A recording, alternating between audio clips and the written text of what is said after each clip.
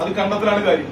ക്രിക്കറ്റിലേക്കുള്ള കഴിവ് സച്ചിൻ കണ്ടെത്തിയതോടുകൂടി അവൻ ക്രിക്കറ്ററായി, തന്റെ ഭാവി ഫുട്ബോളറായി. സംഗീതത്തിന് വേണ്ടി മാറ്റിവെക്കണമെന്ന് എന്ന് എ റഹ്മാൻ തീരുമാനിച്ചോ അന്ന് മുതൽ അവന്റെ പ്രൊഫഷൻ മാറി. അല്ലെങ്കിൽ LLB കഴിഞ്ഞ് വക്കീലാവേണ്ട പയ്യൻ ഒരു നിമിഷം തീരുമാനിക്കുകയാണ് എന്റെ പ്രൊഫഷൻ അതല്ല എന്ന് തീരുമാനിച്ച് സിനിമയിലേക്ക് വന്നുകൊണ്ട് മമ്മൂട്ടി എന്ന് പറയുന്ന ഒരു നടനെ കിട്ടി. സ്വാഭാവികം. ഇതൊക്കെ എന്തറിയോ, എടുക്കുന്ന തീരുമാനങ്ങളുടെ ചങ്കുറപ്പാണ്. സുഹൃത്ത്, ഞാൻ ചോദിക്കട്ടെ, 4 വർഷം കഷ്ടപ്പെട്ട് LLB കഴിഞ്ഞ ഒരു മനുഷ്യന് ആദ്യമായിട്ട് സിനിമയിലേക്ക് പോകുമ്പോ ഒരു ചാൻസ് വെച്ച് നടക്കുമ്പോ വീട്ടിലേക്ക് വെച്ച് ബോർഡ് മാറ്റി വെക്കേണ്ട അവസ്ഥ വന്നു. ആ സമയത്ത് ആ മനുഷ്യ തീരുമാനത്തിൽ ഉറച്ചിരുന്നു. അതുകൊണ്ടാണ് കയറിപ്പോയത്.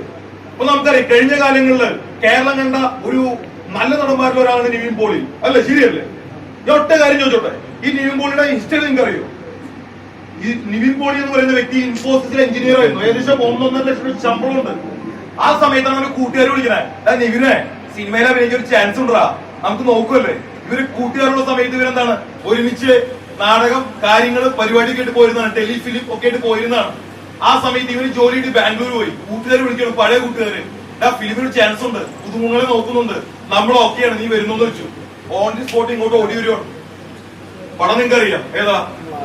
Malarvadi arts club. ഒരാഴ്ച കഴിഞ്ഞു, 10 ദിവസം ലീവേ ഉള്ളൂ. പക്ഷെ ഷൂട്ടിംഗ് നീണ്ടുപോവാണ്. ലീവ് കൂട്ടി തരാൻ പറഞ്ഞു. ഇൻഫോസിസ് കമ്പനി പറഞ്ഞു പറ്റില്ല. നേരെ എന്ത് ചെയ്യണം, റിസൈൻ കൊടുത്തു. വീട്ടിൽ പറയാൻ പറ്റില്ല, വീട്ടുകാർ കൊല്ലും. 1.5 ലക്ഷം രൂപയുടെ ശമ്പളം കളഞ്ഞിട്ടേ പുതുമുഖ സിനിമയ്ക്ക് അഭിനയിക്കാൻ പോകണം. പക്ഷെ ഇവന് ക്രൈസ് ആയിരുന്നു. ഇവൻ എന്ത് ചെയ്ത്, ജോലി കളഞ്ഞു ആവേശത്തില്. പടം കഴിഞ്ഞു.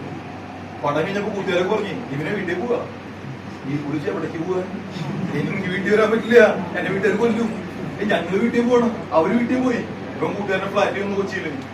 അവർ